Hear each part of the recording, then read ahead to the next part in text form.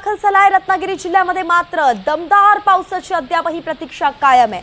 आज सकाळपासून जिल्ह्यात ढगाळ वातावरण आहे। पाऊस न पडल्याने पावसाचं आगमन न झाल्याने शेतीची कामं रखडली आहेत। पुढच्या काही दिवसांत पाऊस न पडल्यास भीषण पाणी टंचाई निर्माण होऊ शकते। संपूर्ण परिस्थितीचा आढावा घेतलाय आमचे प्रतिनिधी राकेश गुडेकर यांनी। पाहूयात। तळ कोकणात मान्सून दाखल झाला असला तरी रत्नागिरी जिल्ह्यात मात्र अद्यापही दमदार पावसाची प्रतीक्षा असलेली पाहायला मिळते। कारण रत्नागिरी जिल्ह्यात गेल्या काही दिवसात दमदार पाऊस असा पडलेला नाहीये, त्यामुळे सर्वच शेतीची कामं जी आहेत ती खोळंबलेली आहेत।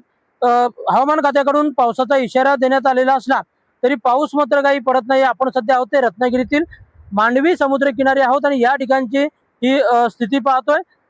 हवामान जे आहे ते पूर्णतः ढगाळ असलेलं आपल्याला पाहायला मिळतंय। आज सकाळपासून संपूर्ण जिल्ह्यात अशीच स्थिती आहे। काल देखील दुपारानंतर पूर्णतः ढगाळ वातावरण होतं। सकाळी कडकडीत ऊन देखील पडलेलं होतं काल, आणि त्यानंतर ढगाळ वातावरण होतं। मात्र पाऊस पडेल अशी शक्यता वाटत असताना पाऊस काही पडलेला नाहीये। त्यामुळे आपण जर पाहायला गेलं तर गेल्या वर्षी जवळपास 1 जून ते 7 जून पर्यंत 70 मिलीमीटर सरासरी पावसाची नोंद झालेली होती। या वर्षी मात्र अद्यापही 12.5 मिलीमीटर एवढाच पाऊस गेल्या 7 दिवसांमध्ये पडलेला आहे।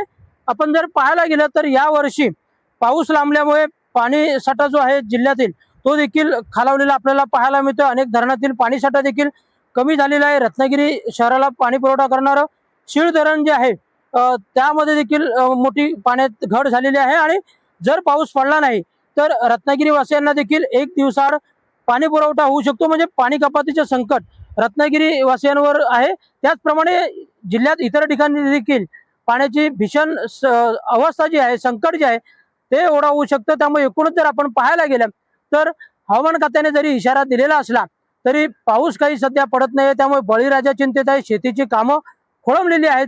त्यामुळे अद्यापही दमदार पावसाची प्रतीक्षा रत्नागिरी वासियांना आहे।